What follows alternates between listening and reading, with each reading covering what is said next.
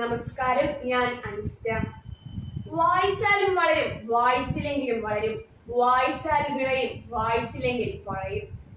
വായനാ ദിനം വന്നെത്തിയപ്പോൾ കുഞ്ഞുണ്ണി മാഷിന്റെ ഈ പ്രസക്തമായ വരികൾ ഓരോ വായനക്കാരുടെയും മനസ്സിൽ ഓടിയെത്തും. ശരിക്കും വായനാ ദിനത്തിന്റെ പ്രസക്തി എന്താണ്? എന്തിനാണ് ഈ വായനാ ദിനം? തുടങ്ങി ഒട്ടേറെ സംശയങ്ങൾ ഓരോ വായനക്കാരുടെയും മനസ്സിലുണ്ടാകും. കാരണം വായനാശീലമുള്ളവർ എന്നും വായിക്കും. കുമാരനാശാൻ, വള്ളത്തോൾ, ബഷീർ, ONV കുറുപ്പ്, മാധവിക്കുട്ടി, സുഗതകുമാരി, ചങ്ങമ്പുഴ തുടങ്ങി കേരളത്തിലെ നിത്യവസന്തമായ എല്ലാ എഴുത്തുകാരെയും ലോകത്തിലെ എല്ലാ എഴുത്തുകാരെയും നമുക്കിവിടെ സ്മരിക്കാം. വായന നമുക്ക് പലർക്കും പല അനുഭവങ്ങളാണ് തരാറുള്ളത്. ചിലർ ഒത്തിരി വായിച്ച് വായനയുടെ മാസ്മരിക ലോകത്തേക്ക് ചായുന്നു. അവർ വായനയെ ജീവിതത്തിന്റെ ഒരു ഭാഗമാക്കുന്നു. ചിലർ വായനയിലൂടെ ലഭിക്കുന്ന അറിവിനെ പങ്കുവയ്ക്കുവാൻ ശ്രമിക്കുന്നു.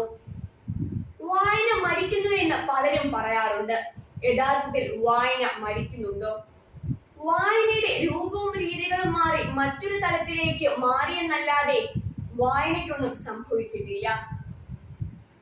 കേരള ജനതയെ അക്ഷരത്തിന്റെയും വായനയുടെയും ലോകത്തേക്ക് കൈപിടിച്ചുയർത്തി വായനയിൽ വസന്തം വിരിയിച്ച അതുല്യ പ്രതിഭയായിരുന്നു പൊതുവായി നാരായണ പണിക്കർ എന്ന PN പണിക്കർ.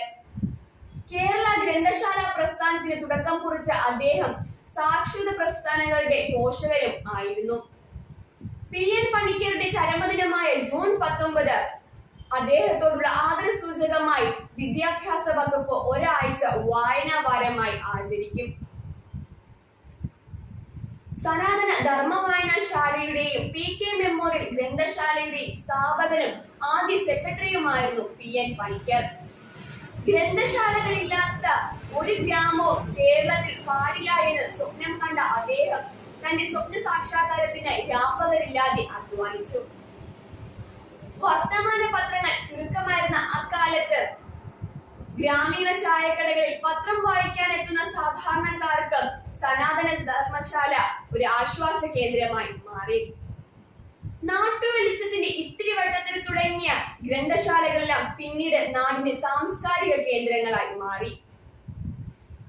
കേരള ഗ്രന്ഥശാല പ്രസ്ഥാനത്തിന്റെ ചരിത്രത്തിൽ തന്നെ ഒരു നാഴികക്കല്ലായി മാറുകയും ഇന്നും വായനയുടെ ലോകത്തേക്ക് കൈപിടിച്ചുയർത്തിയ അമരക്കാരനായ PN പണിക്കർ കേരളീയരെ ബോധ്യപ്പെടുത്തിയ മുദ്രാവാക്യം ശ്ലാഘനീയമാണ്. അതെന്നും സ്മൃതിവനത്തിൽ കാത്തു സൂക്ഷിക്കേണ്ടതുമാണ്. ജനബോധത്തെ വളർത്തിടാതെ എങ്ങനെ നാടിനെ മാറ്റാനാവും? വായിച്ചു വളരുക, എഴുത്തു പഠിച്ച് കരുത്തു നേടുക. പഠിക്കണം പഠിക്കണം, അമ്മമാർ പഠിക്കണം. മക്കളെ മിടുക്കരായി വളർത്തുവാൻ അമ്മമാർ പഠിക്കണം. PN പണിക്കർക്ക് പ്രണാമം. നന്ദി, നമസ്കാരം.